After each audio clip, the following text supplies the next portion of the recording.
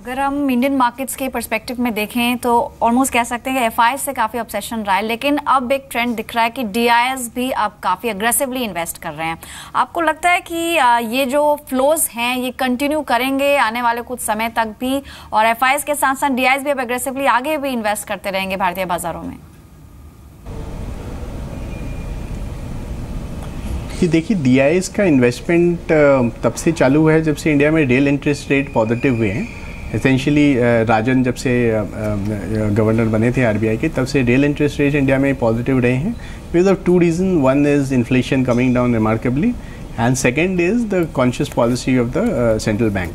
So that is driving a lot of investment to high yielding financial savings.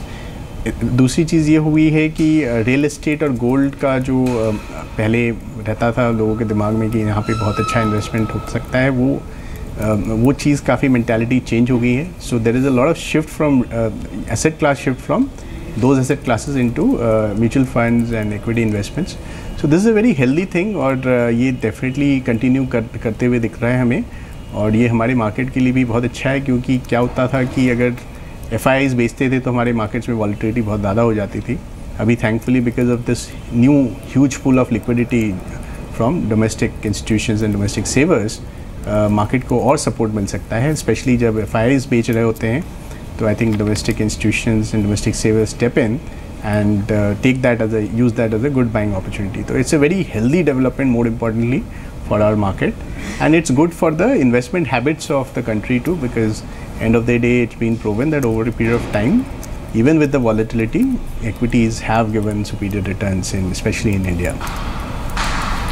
In fact, Tahir आपसे एक आखिरी सवाल होगा.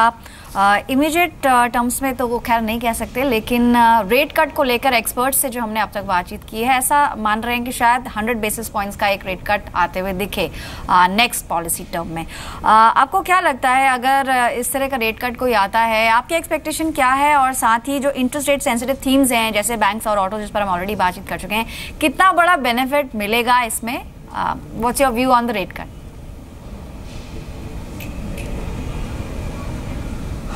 आई थिंक रेट कट तो उम्मीद क्लियरली है, और कंडीशंस भी सेट होते जा रहे हैं for rate cut to come about. और आरबीआई की जो नई नीति है, पॉलिसी है with the new governor, looks like being more accommodative. तो मुझे लगता है कि गलत नहीं होगा कि we will see 75 to 100 basis points cut in interest rates further in the next 1 year's time. और ठीक तरीके से अगर हम transmission mechanism if we put into place in terms of liquidity in the short term end of the market, तो मुझे लगता है कि ट्रांसमिशन इफेक्ट से भी definitely it will benefit the final consumer in many ways. Bank lending, corporate lending, consumer lending in various areas, mortgages है, consumer products है, durables है, ऑटोज़ है, उन सब में एक बेनिफिशियल इम्पैक्ट ले लिया आ सकता है, और आया हुआ है. हमने देखा है जो अभी तक 175 बेसिस पॉइंट्स जो हमने पीक से जो कट देखी है, उससे क्लियरली एक मार्केट को मोमेंटम मिला है, एक इकोनॉमी को मोमेंटम मिला है. Whether it is entirely adequate वो शायद कहना मुश्किल है, लेकिन क्लियरली एक लोअर इंटरेस्ट रेट रेजिम मुझे लगता है not just for the near term but mid to long term के लिए बनता जा रहा है इंडिया में, and that should be beneficial for the economy. Alright, शुक्रिया आप दोनों का ही कीमती समय देने के लिए और दिवाली पर बातचीत करने के लिए. आप दोनों को ही दिवाली की ढेर सारी शुभकामनाएं. इस बीच एक अहम खबर है कैबिनेट की तरफ से. कैबिनेट ने चीनी पर स्टॉक लिमिट 6 महीने के लिए बढ़ा दी, यानी कि एक एक्सटेंशन मिला है, और इसका इम्पैक्ट क्या होगा ये भी जानेंगे. आलोक प्रियदर्शी हमारे साथ फोन लाइन पर मौजूद हैं. आलोक, ये काफी अहम है, लेकिन अगर देखें तो 6 महीने के लिए लिमिट बढ़ाई गई है. मेजर इम्पैक्ट क्या दिखता है आपको इसका? हमें पता तो चल जाए यार. ठीक है सर, ठीक है. क्या हुआ आलोक, आप सुन पा रहे हैं? जी जी, बिल्कुल. देखिए, सरकार ने जो स्टॉक होल्डिंग लिमिट थी शुगर की, उसको बढ़ाने का फैसला किया है. जो सोर्सेस हैं उससे खबर आ रही है कि सरकार ने इसको बढ़ाकर मार्च 2017 तक कर दिया है. सरकार को ऐसी आशंका थी कि शुगर को लेकर होर्डिंग की जा सकती है, फेस्टिवल सीजन है. इसको देखते हुए सरकार ने ये फैसला लिया है कि अगले 6 महीने तक जो शुगर की स्टॉक होल्डिंग लिमिट है उसको और 6 महीने तक बढ़ाकर मार्च 2017 तक कर दिया जाए. जी, इससे कीमतों पर आपको लगता है किसी तरह का दबाव या किस तरह का कोई उछाल आ सकता है स्टॉक लिमिट को बढ़ाने के बाद?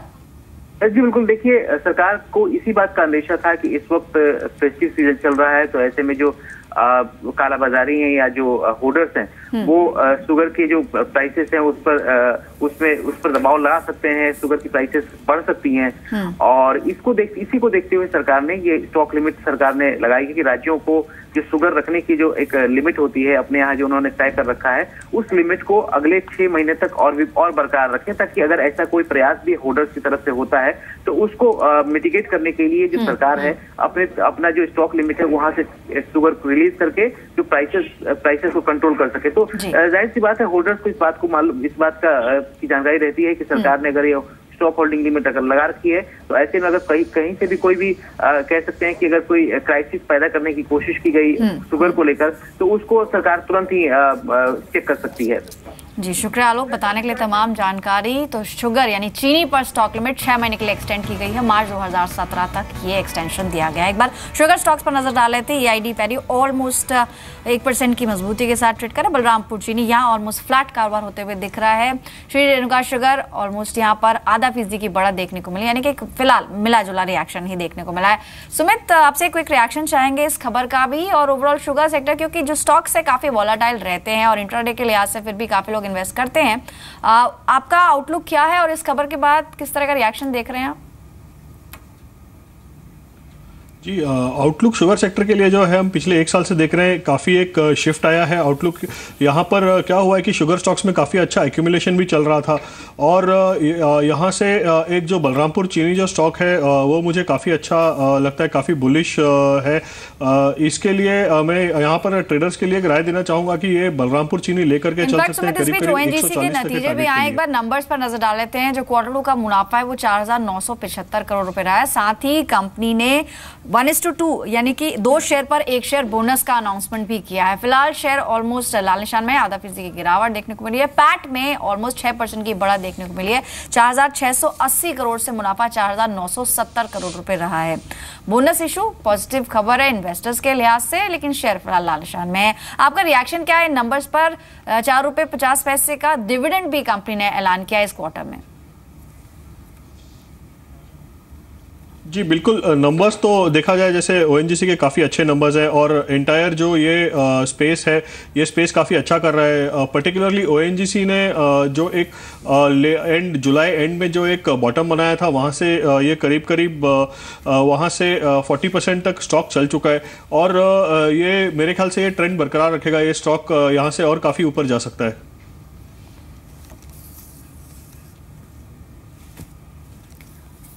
अभिमन्यु, इनफैक्ट जो नंबर्स आए हैं आपका भी एक रिएक्शन क्विकली यहाँ पर चाहेंगे। 4,975 करोड़ से मुनाफा 4,681 करोड़ रुपए रहा है। और बोनस इशू ये भी एक खबर आज कंपनी ने अनाउंस की है। साथ ही डिविडेंड की खबर भी है, 4.5 यानी 4 रुपए 50 पैसे का डिविडेंड इस क्वार्टर में कंपनी ने अनाउंस किया है।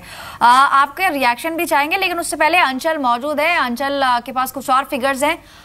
अंचल, ONGC से कुछ और फिगर्स होंगे आपके पास? शुक्रिया पल्लवी। देखिए ONGC से जैसा कि हम बार बार आपसे कह रहे थे जब प्रीव्यू भी दिया जा रहा था, ये क्वार्टर काफ़ी क्रिटिकल रहेगा 2-3 मौक़ों पे। पहले तो इस बारी का पे आउट कैसा, कंपनी का खर्च कैसा रहेगा वो क्रिटिकल रहेगा। अदर इनकम का इस बारी हेड घटकर आना था, लेकिन जैसे कि आप मुनाफे बॉटम लाइन देख रहे हैं, कंपनी का जो मुनाफा है वो सपोर्ट किया, क्योंकि जो अदर इनकम गिरने का अनुमान था वैसा नहीं हुआ है। तो कहीं ना कहीं प्रॉफिट फ्रंट पे नंबर एस्टिमेट से बेटर आए। अगर हम कंपनी के ओवरऑल फ्यूल सब्सिडी की बात करें, देखिए लगातार क्योंकि पेट्रोल को डीरेगुलेट कर लिया गया है, डीजल के प्राइसेस भी कंपनियों के हाथ में हैं और क्रूड जिस तरह से रिकवर कर रहा है, तो वो जो सब्सिडी बर्डन था इस बार एज सच कंपनी पे कुछ नहीं आया, उसने भी कंपनी की बॉटम लाइन को सपोर्ट किया है। साथ ही साथ अगर आप ओवरऑल नंबर्स को देखिए, बिक्री इस बारी गिरी है और उसका सिर्फ प्राइमरली कारण है क्रूड में स्लगिशनेस, लेकिन जो गिरने की ग्रोथ, जो डी ग्रोथ का अनुमान था उसके कंपैरिजन उतनी डी ग्रोथ नहीं आती हुई दिखी है। जहां उम्मीद की जा रही थी कि आंकड़ा 18,000 करोड़ से नीचे जा सकता है, वैसा नहीं हुआ। तो जो रिकवरी आई है क्रूड में उसने भी Q2 में डेफिनेटली नंबर्स को सहारा दिया है। एक्सप्लोरेशन कॉस्ट इस बार कटेल की है कंपनी ने।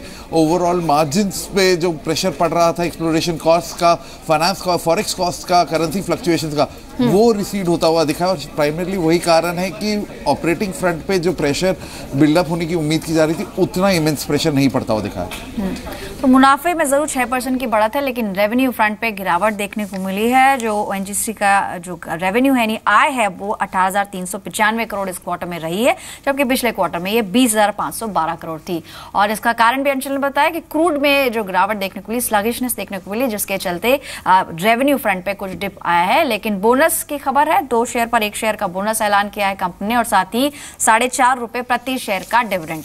नंबर्स कुछ और भी आए सुप्रीम इंडस्ट्रीज के नंबर्स पर एक बार नजर डाल लेते हैं। कंपनी का जो मुनाफा है इस क्वार्टर में एक सब्सटैंशियल जंप देखने को मिला, 77% की बढ़त पैट में रही है। साथ ही रेवेन्यू फ्रंट पर भी 15% की बढ़त कंपनी ने पोस्ट किया है। अगर एबिटा की बात करें तो वहां पर भी एक मल्टीपोल जंप है, ऑलमोस्ट 50% का जंप यहां देखने को मिला है। और नंबर्स पर बातचीत करने के लिए मैनेजमेंट भी हमारे साथ है। मिस्टर एमपी तपारिया हैं, MD Supreme Industries. Sir welcome to the show. Robust numbers हैं, कंट्रीब्यूटर्स क्या हैं सर? जो पैट हम देख रहे हैं यानी कि बॉटम लाइन में 77% का जंप इस क्वार्टर में देखने को मिला है। की ड्राइवर्स क्या रहे सर इस क्वार्टर में?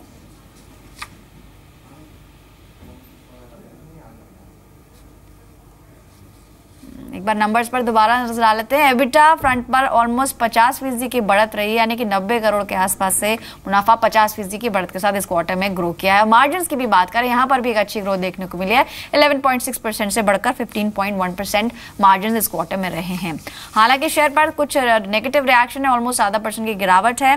अभिमन्यु, एक क्विक रिएक्शन आपका ओएनजीसी और सुप्रीम इंडस्ट्रीज दोनों पर चाहेंगे। ओएनजीसी के नंबर्स आपके सामने हैं, मुनाफे में बढ़त है 6% की, लेकिन ओएनजीसी का जो आय है, जो रेवेन्यू है, वहां पर गिरावट देखने को मिली है। नंबर्स कैसे लगते हैं आपको? ओएनजीसी पर आपका reaction sir.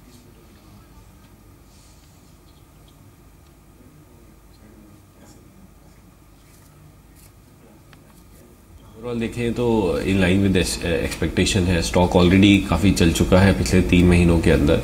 So I would say that इस रिजल्ट की वजह से बहुत ज़्यादा ऊपर नीचे स्टॉक के अंदर नहीं होना चाहिए।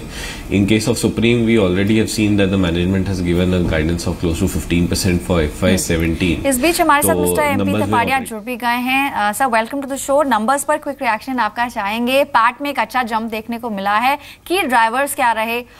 इस क्वार्टर में 77% का जंप पैट में देखने को मिला है। What were the reasons behind this sir?